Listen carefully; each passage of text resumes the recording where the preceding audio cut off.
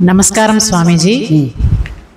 మానవుడికి మాత్రమే నేనుతో, మనసుతో, శుచితో ఈ సంబంధ బాంధవ్యాలు ఏమిటి? వాటి గురించి వివరిస్తారా? వాటి తత్వం ఏమిటో వివరిస్తారా? అలాగే మానవుడికి మాత్రమే నేనుతో, మనసుతో, దేహంతో, ఈ జగత్తుతో, ఈ మొత్తం సృష్టితో సంబంధ బాంధవ్యాలు ఉన్నాయి. ఇవి ఎలా వచ్చినాయో ఎలా పోతాయో ఆ ప్రసక్తి కన్నా అసలు వీటి స్వభావం ఏంటి, స్వరూపం ఏంటి, తత్వం ఏంటి, ఇది ప్రశ్న.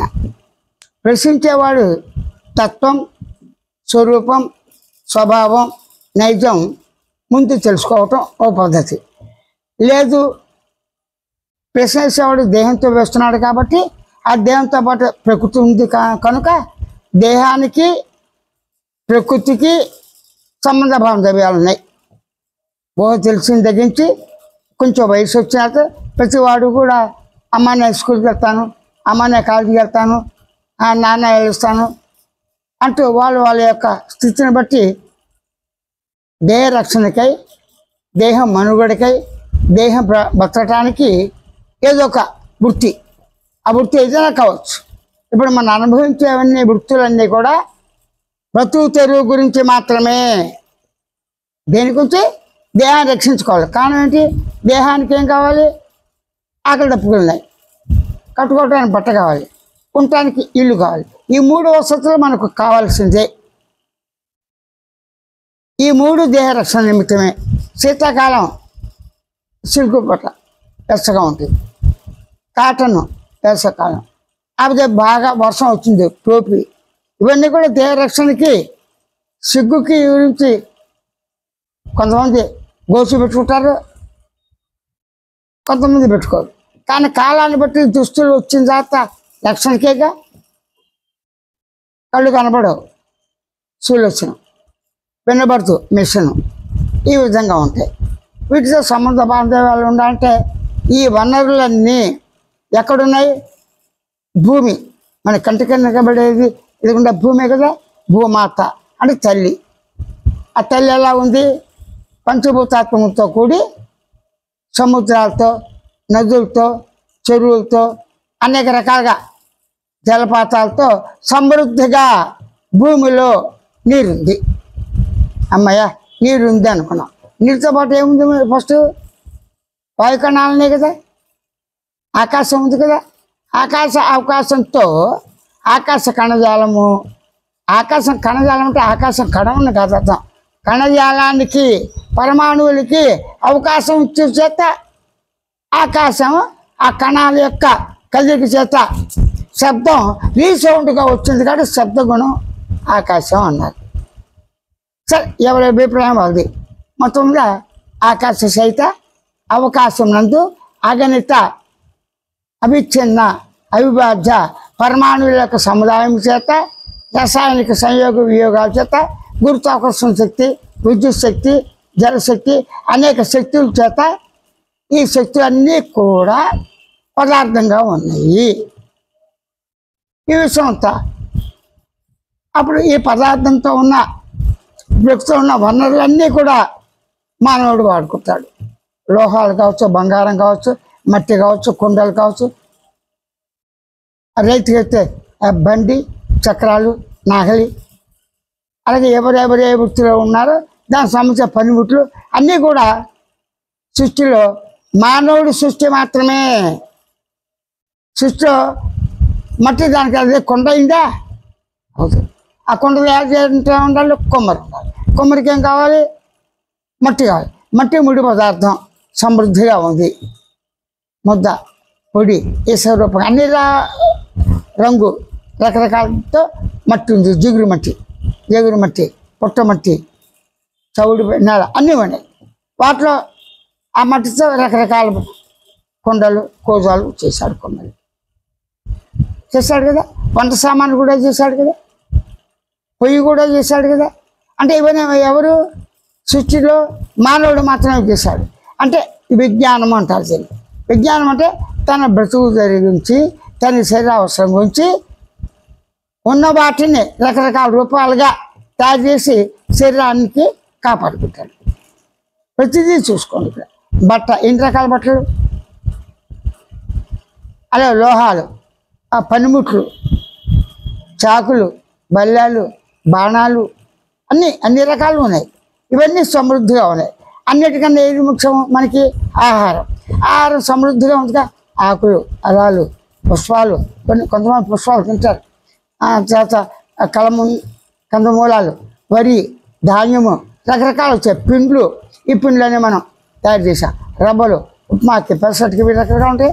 ఇవన్నీ మానవుడి యొక్క సృష్టి. అంటే తను తినే పదార్థాల గురించి ఆకలి పానీయాలు, సోడా, డ్రింకు, మత్తు ద్రవ్యాలు, రకరకాలుగా పానీయాలు ఉన్నాయి కదా, సరిపత్తులు ఉన్నాయి కదా, రసాలు ఉన్నాయి కదా, ఇవన్నీ కూడా మానవుడి యొక్క సృష్టి. మానవుడే చేశాడు. అంటే మానవుడికి తన శరీర అవసరం గురించి సృష్టించే కెపాసిటీ ముడి పదార్థంగా ప్రకృతి మాత్రమే ఉన్నది. దాంతో సంబంధం చేయాలి. ఒక తాటి చెట్టు ఉంది. తాటి చెట్టు కళ్ళు కావాలిగా. ఏ చెట్టు కళ్ళు ఉంది కదా, కొబ్బరి చెట్టు కళ్ళు ఉందిగా, ఇంకా చాలా పట్టుకుంది. ఆ కళ్ళు ఒకటే తాగక అదో వృత్తి. ఈ విధంగా అనేక వృత్తులు ఉన్నాయి. శిల్పం వృత్తి, చిత్రలేఖన, ఇవన్నీ బ్రతుకు తెరువు గురించి ఆనందించడానికి నైపుణ్యంతో కవితా ధోరణి, పాట రూపంగా విద్య, అన్ని రకాలు. మొత్తం 64 కళలు. 64 విద్యలు కూడా పొట్టకూటికి శరీరం బతకడానికి.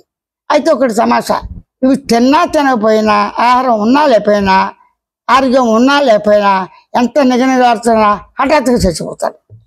చావు తథ్యం, మరణం తథ్యం, కాలం విలువ అమూల్యం, మానవ జన్మల గ్యారంటీ లేదు. ఏమిటి ఇది? కాబట్టి మానవ జన్మని వృధా చేయకూడదు. అయితే మానవుడు జన్మించాల్సిన వాడి యొక్క కర్తవ్యం ఏమిటి? ఫస్ట్ కర్తవ్యం ఏమిటి? శరీరమే. కర్తవ్యం ఏమిటి? తినటం, కూర్చోవటం, ఆ వయసుని బట్టి తోడు, నీడ, సంసారం, పిల్లలు, అంతే.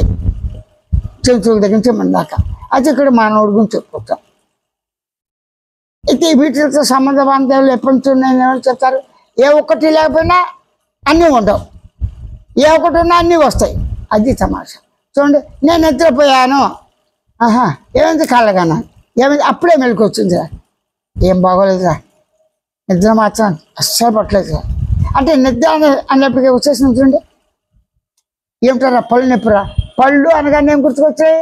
పళ్ళు, నాలుక, నోటికి పోతా, పై పెది కింద పెది చెప్పటం, దానికి కావాల్సిన వైద్యాలు వచ్చేసాయి. అంటే ఏ అభయమైన మానవుడిది ఏదైనా కావచ్చు.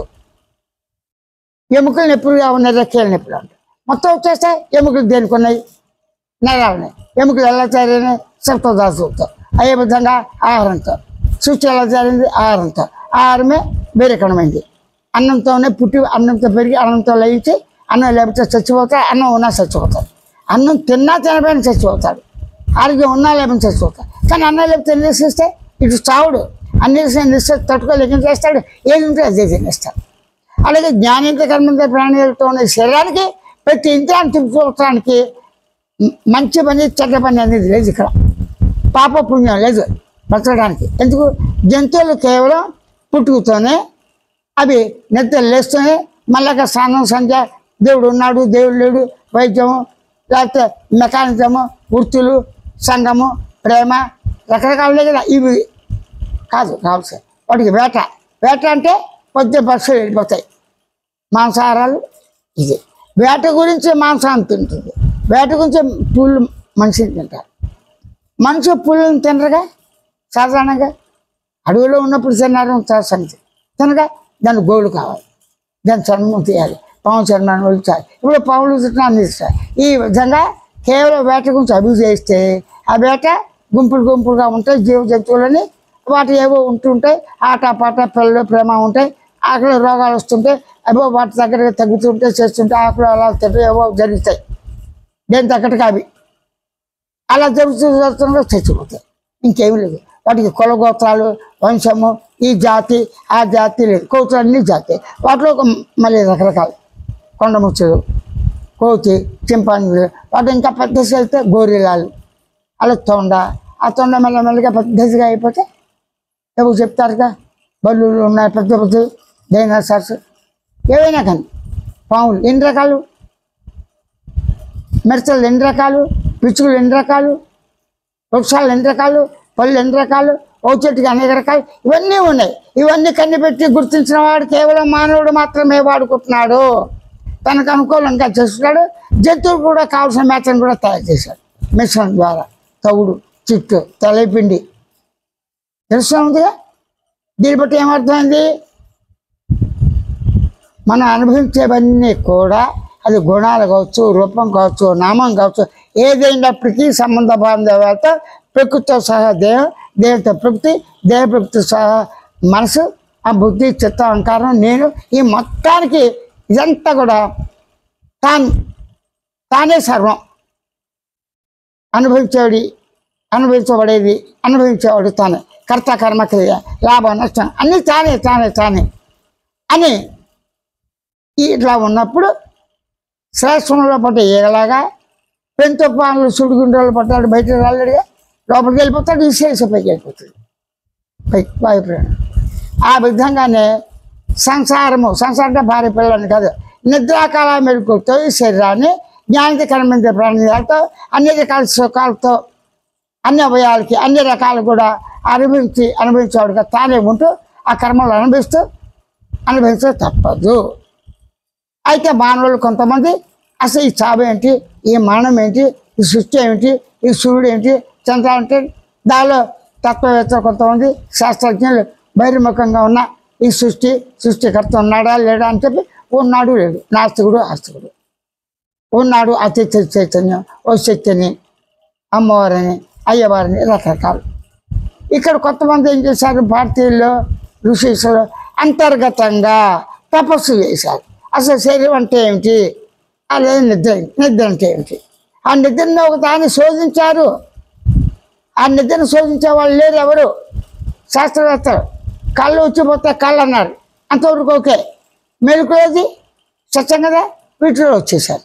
కానీ నిద్రలో ఏమై ఉన్నాను, నా స్వరూపం ఎలా ఉంది, కళ్ళలో ఏమై ఉన్నాను, నా స్వరూపం ఎలా ఉంది, మెలుకులో నా స్వరూపం ఎలా ఉంది, నేను నాది, నా నిద్రను అనుభవిస్తున్నాను, నా కళ్ళని నేనే కంటున్నాను, నా మెలకు నాకే వచ్చింది, నా శరీరం నేను అనిపిస్తాను, నా మనసుని నేను అనిపిస్తాను అని నేను నాదన్న భావంతో సర్వాన్ని తానే అనుభవించేవాడు.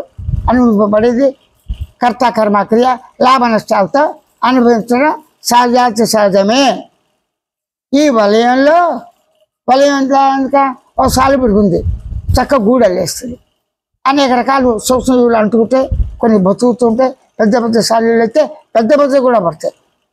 మనిషి కూడా రాక్షస సాలీలు ఉంటాయి, దానికి అంటే చుట్టేస్తాయి, మేళకి తీసి చంపేస్తాయి, మళ్ళీ ఇంకా గూడంతా మింగేస్తుంది.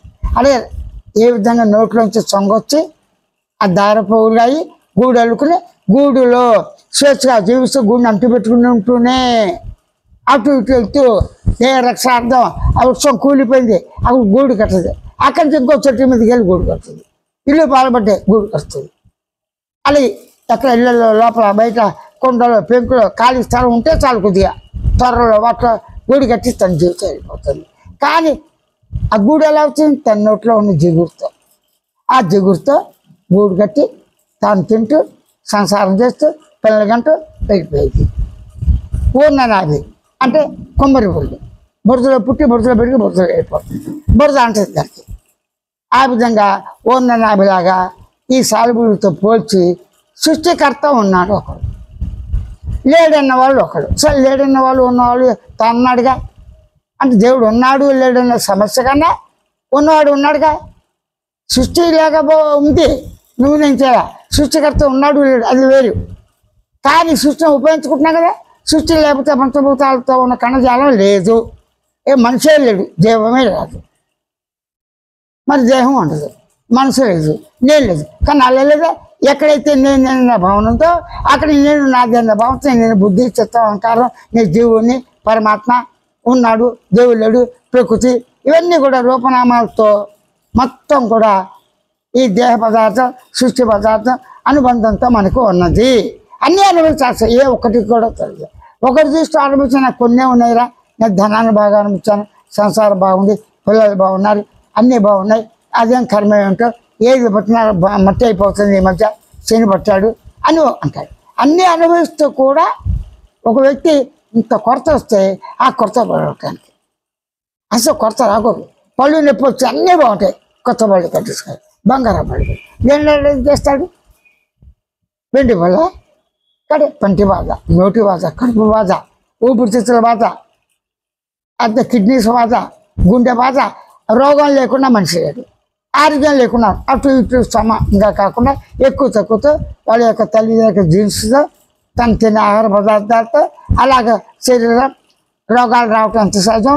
పోతుంటే వస్తుంటే పైపై లోపల రోగ పదార్థం మొత్తం ఆ తోలు వచ్చేసి ఎన్ని ఉంది? స్కెల్టన్, చీము, రక్తము, సత్వదాత, కంపు, రొచ్చు.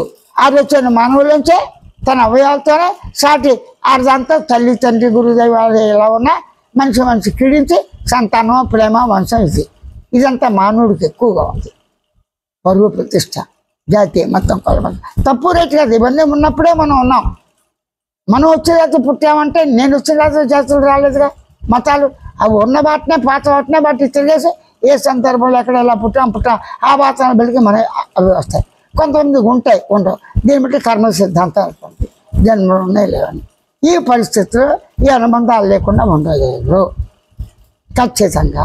అయితే నా తత్వం ఏంటి? నా స్వరూపం ఏంటి? మనసు తత్వం ఏంటి? నిద్రాకాలం తత్వం ఏంటి? దేవి తత్వం ఏంటి? జగత్ తత్వం ఏంటి? ఈ పూల తత్వం ఏంటి? ఆ జీవజంతు తత్వం ఏంటి? వీడి స్వభావం ఏంటి అన్న క్వశ్చన్ వేసుకుని నేను నన్నవాడు కనిపెట్టాడు.